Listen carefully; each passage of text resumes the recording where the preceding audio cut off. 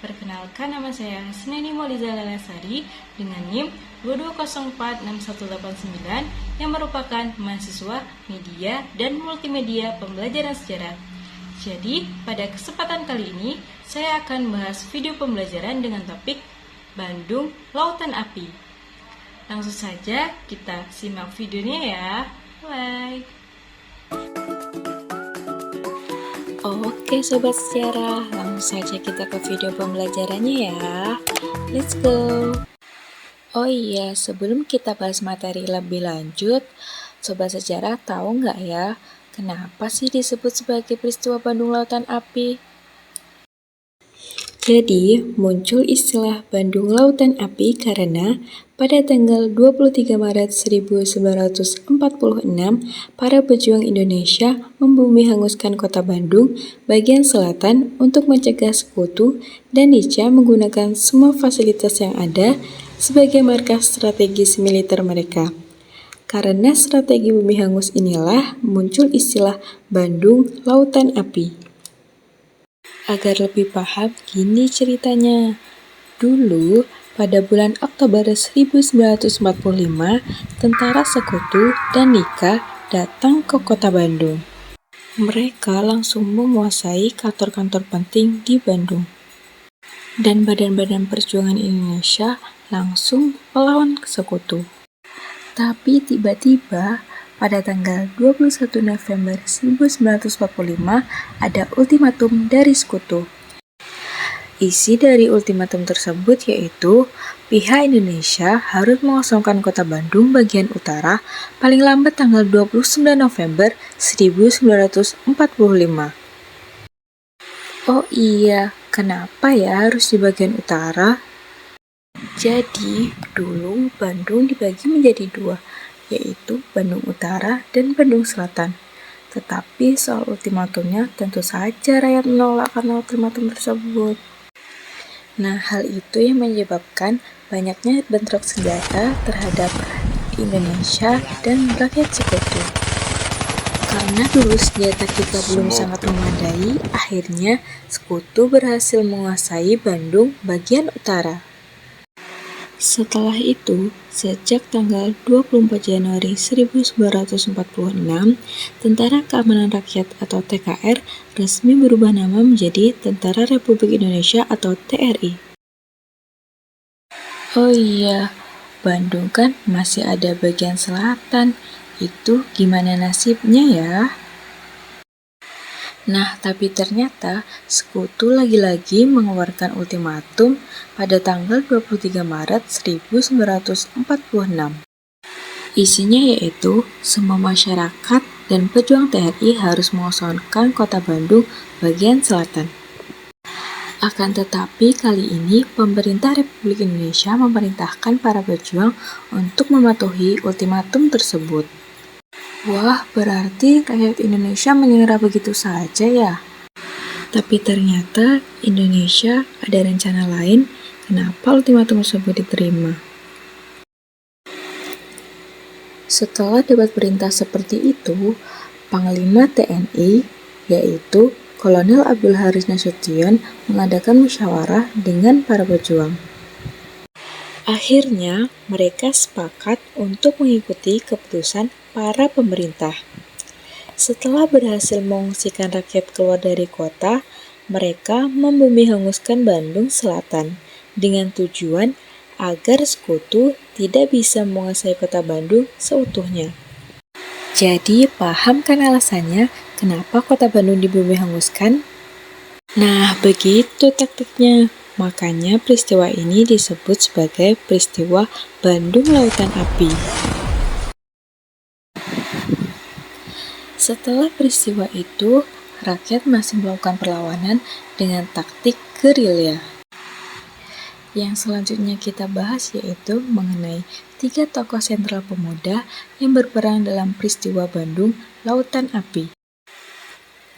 Tokoh yang pertama yaitu Muhammad Toha yang rela mati saat berjuang dalam peristiwa Bandung Lautan Api.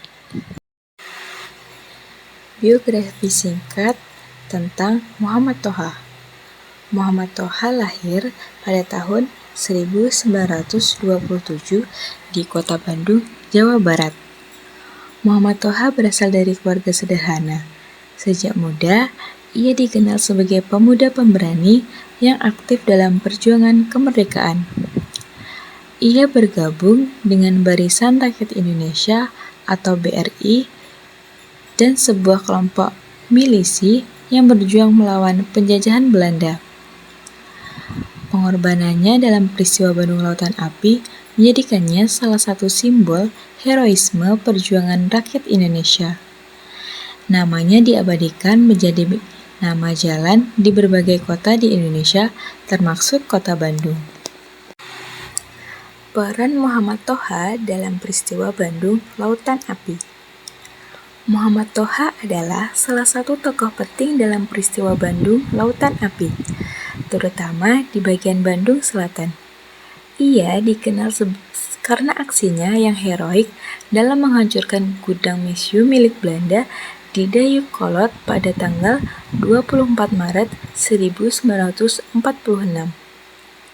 Aksi ini merupakan bagian dari strategi bumi hangus yang diperintahkan oleh para pemimpin militer agar Bandung tidak jatuh sepenuhnya ke tangan Belanda dan fasilitas militernya tidak dapat dimanfaatkan musuh.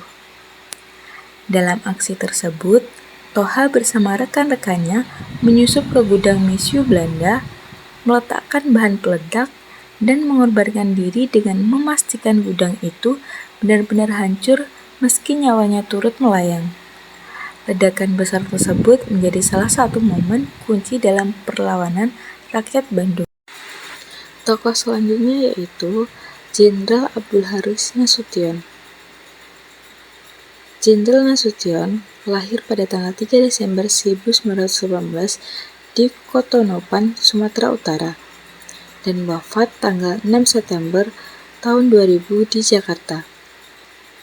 Jenderal Nasution merupakan salah satu perwira militer terbesar dalam sejarah Indonesia. Ia dikenal sebagai perancang strategi militer yang cerdas dan tegas. Sebelum Bandung Lautan Api, ia juga terlibat dalam berbagai pertempuran melawan penjajah di masa Revolusi Kemerdekaan. Peran Jenderal Nasution dalam peristiwa Bandung Lautan Api. Saat peristiwa Bandung Lautan Api terjadi, Jenderal Nasution menjabat sebagai Panglima Divisi 3 Siliwangi yang bertanggung jawab atas pertahanan Jawa Barat termasuk Bandung. Belanda melalui Nica kembali menduduki Bandung setelah proklamasi kemerdekaan. Dalam situasi yang semakin genting, Jenderal Nasution memerintahkan taktik bumi hangus pada bulan Maret 1946.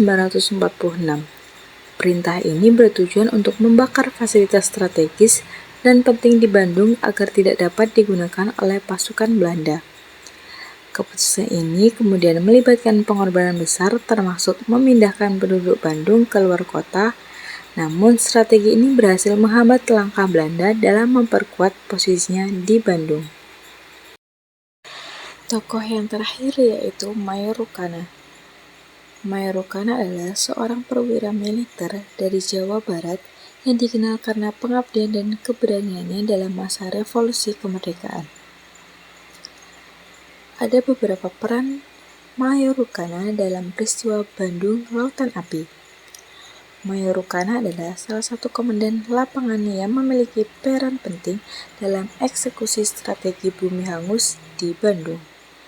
Bersama pasukannya, ia memimpin pembakaran gedung-gedung strategis di Bandung untuk memastikan fasilitas-fasilitas penting tidak jatuh ke tangan Belanda. Selain itu, Mayor Rukana juga berperan dalam mengordinasikan evakuasi besar-besaran penduduk Bandung ke wilayah yang lebih aman, seperti ke arah selatan dan pegunungan di sekitar Bandung. Hal ini dilakukan untuk meminimalkan korban jiwa di kalangan masyarakat sipil. Keberanian dan kedisiplinannya sebagai pemimpin lapangan membuatnya menjadi salah satu tokoh yang sangat dihormati dalam peristiwa Bandung Lautan Api. Jadi, salah satu nilai-nilai yang dapat dipetik dari peristiwa Bandung Lautan Api yaitu rela berkorban. Tindakan membakar kota sendiri adalah bukti nyata dari kesediaan berkorban demi tujuan yang lebih besar, yakni mempertahankan kemerdekaan.